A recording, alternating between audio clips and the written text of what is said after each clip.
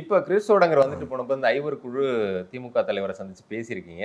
எந்த அளவுக்கு அன்னைக்கு பேச்சுவார்த்தைகள் இருந்துச்சு? இல்லை, அது போனவங்களை கேட்டால் தெரியும், நான் போகலை. ஓகே. நாங்கள்லாம் அதில் மெம்பர் இல்லை.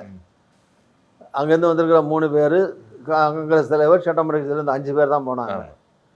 5 பேரும் வெளியே உட்காந்து அங்கே 4-5 பேர் இவங்களோட பேசியிருக்காங்க.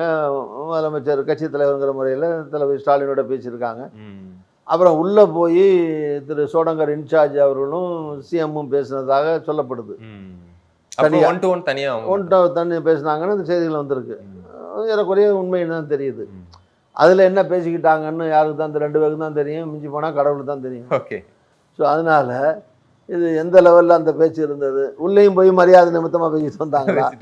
ஆனால் நெட் ரிசல்ட் வெளியே சொல்லப்பட்டது என்ன, நீங்கள் கமிட்டி முன்கூட்டியே போட்டுட்டீங்க, நாங்கள் இன்னும் கமிட்டி கூட போடலை, அதனால் வாங்க கமிட்டியெல்லாம் போட்ட பிறகு பேசிக்குவோன்னு சொல்லி அனுப்பிட்டாங்க அப்படிங்கிறது தான் ஏறக்குறைய செய்தி.